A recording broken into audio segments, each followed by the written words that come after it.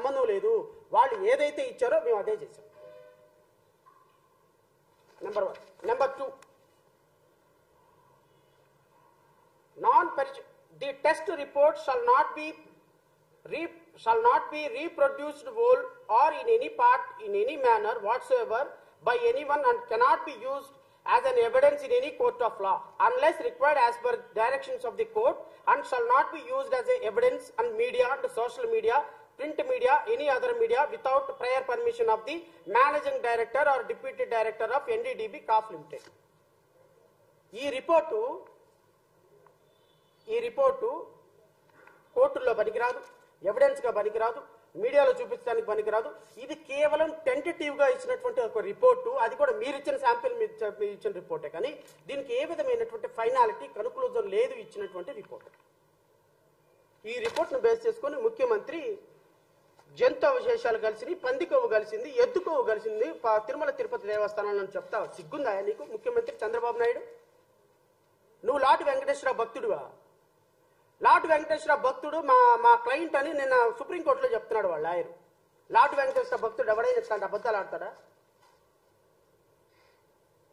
నాకు తెలిసి చర్చికి వెళ్ళే ఏ హిందువు,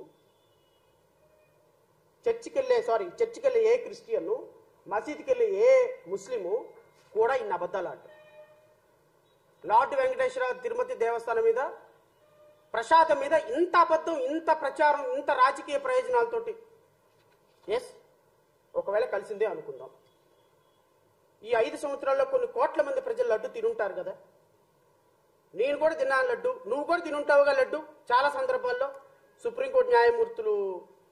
హైకోర్టు న్యాయమూర్తులు, మినిస్టర్లు, పెద్ద పెద్ద కోటీశ్వరులు కూడా తినుంటారుగా. పామరుడి దగ్గర నుంచి కోటీశ్వరుడికి తినుంటాడుగా. ఈరోజు తిన్న వ్యక్తి అయ్యో నేను జంతు అవశేషాలను తిన్నానా, కొవ్వును తిన్నానని బాధపడతాడుగా. నీకు ఆ మాత్రం కామన్ సెన్స్ లేదా? ఒక వ్యక్తి ఒక ప్రసాదాన్ని తినేసిన తర్వాత ఆ తిన్న ప్రసాదం అడల్టెడ్ అయింది, దాంట్లో పంది కొవ్వు కలిసింది, ఎద్దు కొవ్వు కలిసింది అని చెప్పకూడదు. ఇది కామన్ సెన్స్ పాయింట్ అన్న కామన్ సెన్స్ లేదా నీకు? లేదు. ఎందుకంటే అధికారం కళ్ళు మూసిపోయింది. మన ప్రతిపక్షం మీద ఏం మాట్లాడినా మాట్లాడారు. ఈయన మాట్లాడటం వెంటనే ఈయన ప్రాచ్యత దీక్షను ఈయన మొదలుపెట్టినాడు. ఇప్పుడు ఆయన వీడియోలు ఉన్నాయి, ఆయన వీడియోలు వేస్తే ఇంకా సిగ్గుపోద్ది. వేస్తాను, అది కూడా వేస్తాను. ఎందుకంటే సిగ్గు రావాలి ఎట్లాంటి వాళ్ళకి. సిగ్గు వస్తే కానీ ఇంకొకసారి రేపొద్దున వీళ్ళు ఇంకొకసారి ఇలాంటి చేయకుండా ఉంటారు.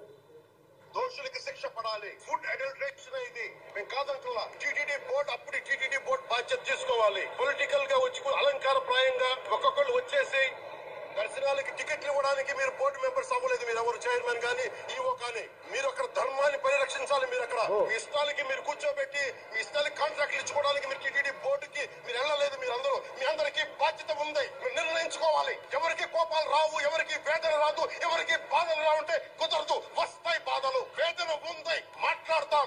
మర్చిపోకండి, ఎవరు దోషులకి శిక్ష పడాలి. ఫుడ్ అడల్టరేషన్ ఇది.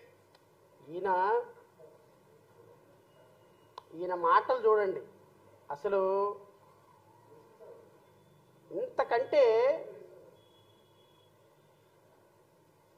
This is a very good product. Don't miss out on it. Don't ఇంతకంటే wait until the day you need it. ఇది Use it ఏం now. ఉండదేమో అనిపిస్తుంది.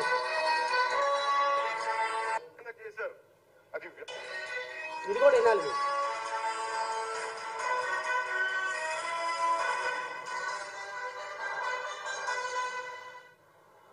తిరుమలని ఇష్టారాజ్యంగా చేశారు. అది వ్యాపార కేంద్రంగా చేశారు. ఆధ్యాత్మిక కేంద్రం నుంచి పర్యాటక కేంద్రంగా చేశారు. అది ఇదే మీరు మక్కాకి వెళ్తే ఇలాగే ప్రవర్తిస్తారా? మీరు ఒకసారి మక్కాకి వెళ్తే ఇలాగా ప్రవర్తిస్తారంటే ఏంటి? ముస్లింస్ మీ దృష్టిలో ఈ తిరుమల తిరుపతి దేవస్థానాన్ని అపవిత్రం చేయమని కోరుకుంటారా?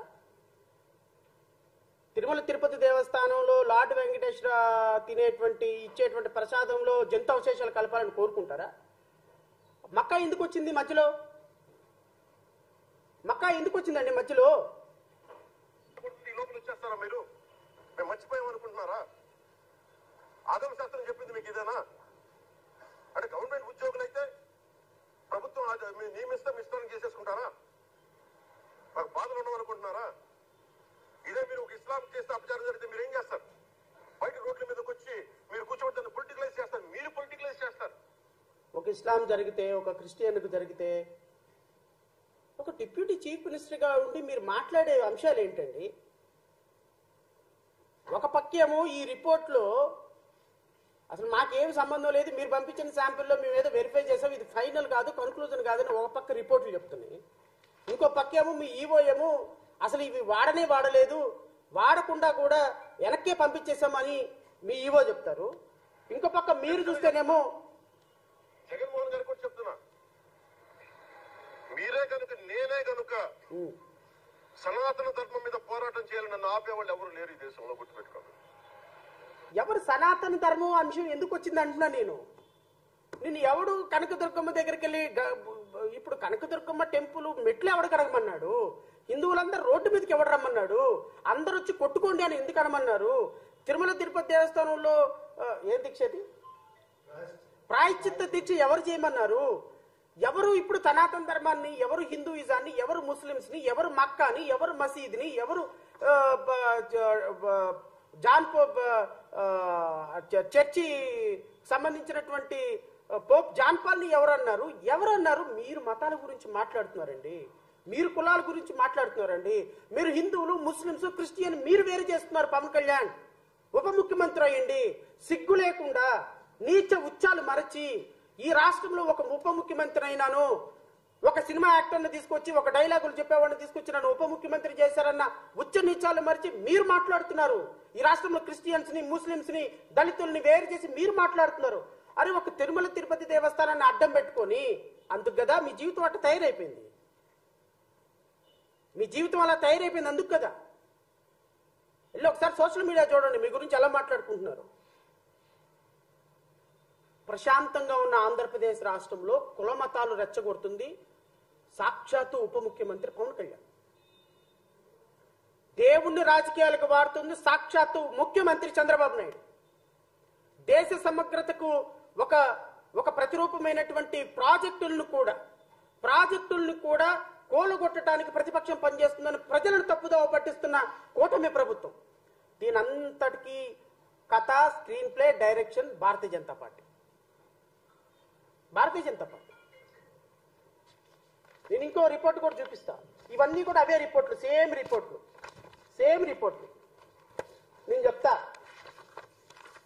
మిస్టర్ పవన్ కళ్యాణ్, సనాతన ధర్మం గురించి మాట్లాడే మిస్టర్ పవన్ కళ్యాణ్ మా తోపు తురుంకాను ధర్మాన్ని గురించి మాట్లాడుతున్నారని టీవీ డిబేట్లోకి వచ్చి గైగమైన మాట్లాడేటువంటి జన సైనికులు, వీర మహిళలు మీకు కూడా చెప్తున్నా. ఫస్ట్ ఆఫ్ ఆల్ కొంచెం నాలెడ్జ్ పెంచుకోండి, తెలుగు ఇంగ్లీషు చదవటం నేర్చుకోండి, ఎగ్జిస్టింగ్ లాస్ చదవటం నేర్చుకోండి. తిరుమల తిరుపతి దేవస్థానంలో ఉన్న రూల్స్ ఇవన్నీ కూడా నేతికి సంబంధించి, నెయ్యి ట్యాంకులకు సంబంధించి ఎలా రావాలి, ఎక్కడ టెస్టులు జరగాలి, ఒకవేళ టెస్ట్ రిపోర్ట్లు ఫెయిల్ అయితే ఎలా జరగాలి అని మీకు 2022-23 నుంచి, అంటే వైఎస్ఆర్సీపీ ప్రభుత్వ అధికారంలో ఉన్నప్పుడు form name ALPHA, invoice number AM02/2021-2022, rejected tanker number UP13800909. ఇవన్నీ కూడా 2022-23లో నెయ్యి ప్రామాణికాలు లేవు అని రిజెక్ట్ చేయబడినటువంటి ట్యాంకర్స్. ఇప్పటికైనా కాస్త కామన్ సెన్స్ తోటి మాట్లాడండి. రాజకీయాలు ఉంటే రాజకీయాలు మాట్లాడుకుందాం. నేను ఇప్పుడు మాట్లాడుతున్నానంటే జగన్మోహన్ రెడ్డికి ఫేవర్ అనేం కాదు అర్థం. కూటమి ప్రభుత్వం అబద్ధాలు ప్రజలని మోసం చేస్తున్నాయి, ప్రజలను కన్ఫ్యూజన్లోకి తీసుకెళ్తున్నాయి. కోటాను మంది కోట్ల భక్తులు ఉన్నటువంటి తిరుమల తిరుపతి దేవస్థానం మీద ఈరోజు చర్చకు రావాల్సినటువంటి అంశం. మన ఇంట్లో ఆడపిల్ల, మన ఇంట్లో భార్య, మీ భార్యని భువనేశ్వరి గారిని, వారిని అసెంబ్లీలో గత మినిస్టర్లు ఒక చిన్న మాట అన్నారు అని, నారా లోకేష్ మాట అన్నారు అని రోడ్డు మీదకి వచ్చి టీవీ డిబేట్లో నారా లోకేష్ ని, వాళ్ళ మదర్ని ఇలా మాట్లాడడం తప్పు అని వైఎస్ఆర్సీపీ మంత్రులను కూడా చీల్చి చెండాడిన వ్యక్తిని నేను. రాజకీయాలకి ఇంట్లో భార్యలు, తల్లిదండ్రులు, మన బిడ్డలు, దేవుడు ఇవి రాకూడదు సార్. నేను సుప్రీంకోర్టు న్యాయమూర్తి అన్నాడు, సిగ్గు తెచ్చుకోండి, దేవుణ్ణైనా రాజకీయాలకు దూరంగా పెట్టండి అన్నాడు. ఒక రోజేమో క్రిస్టియన్ అంటాం, ఇంకో రోజేమో ముస్లిం అంటాం, ఇంకో రోజేమో మా నానేమో హారతి కర్పూరంలో సిగరెట్ వెలిగించుకున్నాడు అంటావు. నిన్న చూస్తేనే మా ఇంట్లో నిత్యం దీపారాధన ఉంటుందని చెప్పావు. ఒక మాట ఉండదు, ఒక కన్సిస్టెన్సీ ఉండదు, ఒక చదువు ఎక్కడ చదివావో తెలియదు, ఏమున్నావో తెలీదు. మా కర్మ, నువ్వు 28 సినిమాలు తీసావు, ఈ రాష్ట్రానికి ఒక హీరో అయిపోయినావు, నీకు ఒక ఇమేజ్ ఏర్పడింది, మాకు ఒక డ్యామేజ్ అయింది, ఆంధ్రప్రదేశ్ రాష్ట్రానికి డ్యామేజ్ అయింది. మీ ఇమేజీ ఈ డ్యామేజీ మొత్తం కలిపి రాష్ట్ర ప్రజలు 5.5 కోట్ల మంది ప్రజలు భరిస్తారు మిమ్మల్ని, నో డౌట్. కానీ నేను అనేది తెలుసుకొని మాట్లాడు. ఇవన్నీ రిజెక్టెడ్ ట్యాంకర్స్. గత ప్రభుత్వంలో 1 సంవత్సరంలో రిజెక్ట్ చేయబడిన ట్యాంకర్లు వస్తూ ఉంటాయి, పోతా ఉంటాయి. ట్యాంకర్లు అడల్టేషన్ జరుగుతూ ఉంటుంది, ముందుంటుంది, వెనుకుంటుంది. తప్పేం లేదు. అది కొన్ని తప్పులు జరుగుతుంటాయి, కొన్ని రైట్లు జరుగుతుంటాయి, కొన్ని మాటలు జరుగుతుంటాయి. కానీ ఈ విధంగా ఒక రాజకీయాలకి వాడటం అనేది ఒక్కసారి పునరాలోచించుకోమంటున్నాను. రేపొద్దున ఫైనల్గా సుప్రీంకోర్టులో ఏం జరగబోతుంది అనేది నేనైతే ప్రెడిక్షన్ చేయగలుగుతున్నాను. నిన్న గౌరవ సుప్రీంకోర్టు న్యాయమూర్తులు అడిగినటువంటి మాటలు, ఒక్కొక్క మాట ఒక్కొక్క తూట. ఎవరంటే కాంపిటెంట్ పర్సన్ చెప్పాల్సింది? నెయ్యి కల్తీ జరిగిందని ఈవో చెప్పకుండా ముఖ్యమంత్రి ప్రకటన చేసేస్తే నేను ఇంకోటి కూడా అడుగుతున్నా. ఈ రిపోర్ట్ వచ్చింది 12వ తారీఖు 7వ నెల శాంపిల్స్ పంపిస్తే 23 7వ తారీఖున కంప్లీషన్ అయితే శాంపిల్ రిసిప్ట్ 17/7 తీసుకొస్తే 23 జూలై నెలలో వీళ్ళకి రిపోర్ట్ శాంపిల్ వచ్చింది. సెప్టెంబర్ దాకా ఏం గాడిదలు కాస్తున్నారా? సెప్టెంబర్ దాకా ఏం గాడిదలు కాస్తున్నారా? ముఖ్యమంత్రి, మంత్రి రిపోర్ట్ ఎందుకు బయట పెట్టలా? అంటే సిస్టమేటిక్ గా వరదలు అయిపోయిన తర్వాత, ప్రకాశం బ్యారేజ్ ఇష్యూ అయిపోయిన తర్వాత ఇంకొక ఇష్యూ, ఈ ఇష్యూ అయిపోయిన తర్వాత రేపు ఇంకొక ఇష్యూ, ఈ ఇష్యూ అయిన తర్వాత రేపు ఇంకొక ఇష్యూ. అబద్ధాలతోటి ఒక బిల్డింగ్లు కట్టి ఇప్పుడు ముఖ్యమంత్రి మాట్లాడిన తర్వాత ఒక సిట్ వేశారు. ఐజీ